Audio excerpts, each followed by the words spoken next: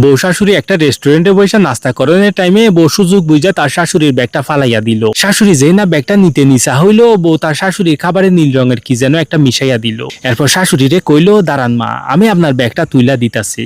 ঘটনাটা কিন্তু ওয়েটার লক্ষ্য করেছিল। এরপর বৌমা তার ব্যাগটা তুইলা দেওয়ানোর পর শাশুড়ি কইলো, মা, মনে হইতাছে আমি দিন দিন বুড়ি হইয়া যাইতাছি, একটা ব্যাগই তুলতে পারলাম না, আর আমার এত সম্পত্তি, তার কোনো ব্যবস্থা এখনো করতে পারলাম না। মনে হইতাছে এখন আমার সম্পত্তির দলিল করতে হইব, আর সম্পত্তি গুলারে আমার ফুলার নামে কইরা দিতে হইব।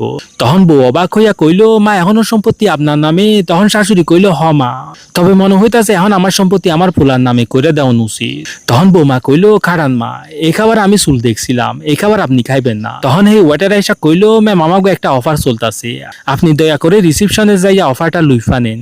তখন মাইয়াটা কইলো, হ, আমি ওই অফারটা অবশ্যই নেমু, মা, আপনি খান, আমি একটু আহি।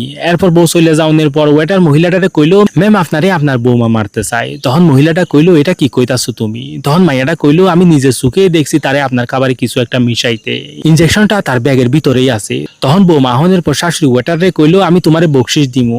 এরপর শাশুড়ি তার ব্যাগটা খুইলা দেখলো তার ব্যাগের ভিতরে কোনো টাকা নাই, তাই কইলো, আমার ব্যাগে তো দেখতাছি কোনো টাকা নাই। আচ্ছা বৌমা, তোমার ব্যাগ থেকে আমি কিছু টাকা নেই বইলা শাশুড়ি তার বউয়ের ব্যাগটা যখন হাতে নিতাছিল, তখন বউ কইলো, আরে আরে মা, আমার ব্যাগে কেন হাত দিতাছেন? এরপর শাশুড়ি ইনজেকশনটা হাতে নিয়ে কইলো, তাইলে এই ব্যাপার, তুমি আমার সম্পত্তির লাগে আমারে সরাইয়া দিতে চাও, তুমি এখনই তোমার বাপের বাড়ি চলে যাও, তোমারে আমার বাড়িতে আর রাখুন চাইবো না।